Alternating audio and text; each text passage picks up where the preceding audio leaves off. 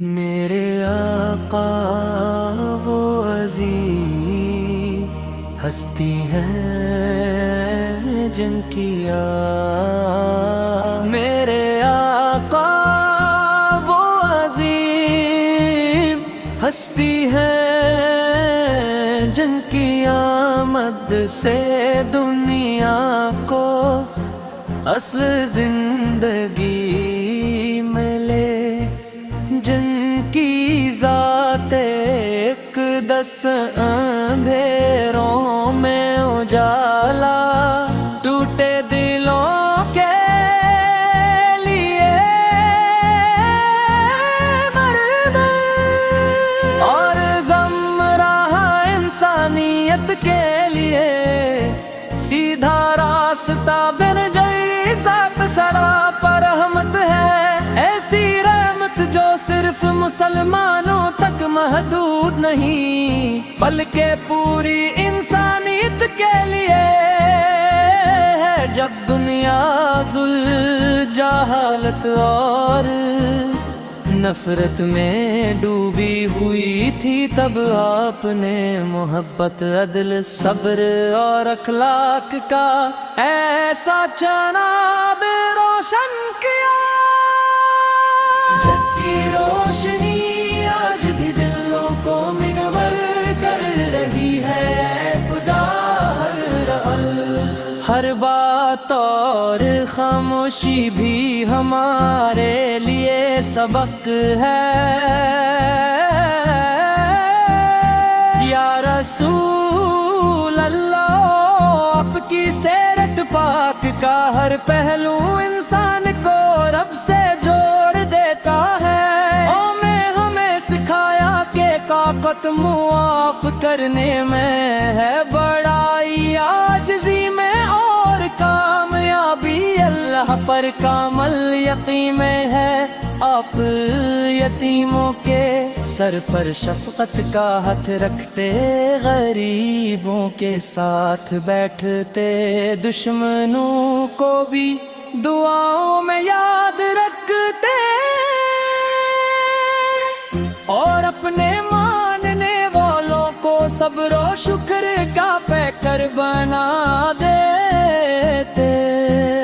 اب لیکن بلند تھا کہ دشمن بھی امانتیں آپ کے پاس رکھوا دیتے، اور دوست آپ کی ایک مسکراہٹ پر سب کچھ قربان کرنے کو تیار ہو جاتے۔ میرے نبی کی محبت دل کی گہرائیوں میں اتر جائے تو زندگی کا ہر غم ہلکا ہو جاتا ہے۔ مدینے کی گلیاں آج بھی گواہ ہیں کہ وہاں چلنے والا ہر قدم ادب سکھاتا ہے، اور روز رسول سے کے سامنے کھڑا دل خود کو دنیا سے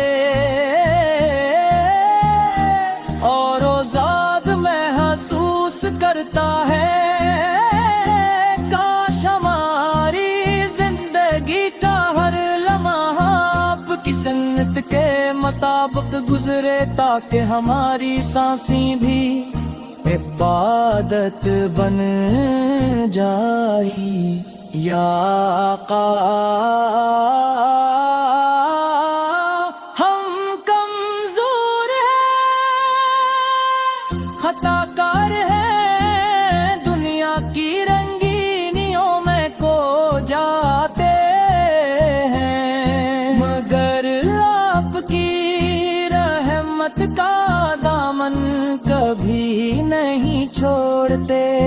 ہمیں وہ دل عطا کر دیجئے جو آفت میں محبت سے لبریز ہو، وہ آنکھیں دے دیجئے جو آفت کے نقش قدم کو پہچان سکیں، اور وہ زبان نصیب فرما دیجئے جو ہر حال میں درود و سلام سے معطر رہے۔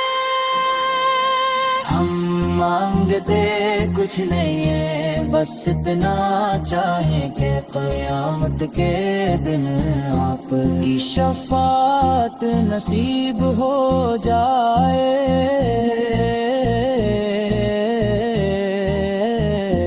آخر میں یہی دعا ہے کہ اللہ ہمیں سچا امتی بنائے، ہمارے اخلاق کو آپ کے اخلاق جیسا کر دے، اور ہماری زندگی کو آپ کی تعلیمات کا عکس بنا دے۔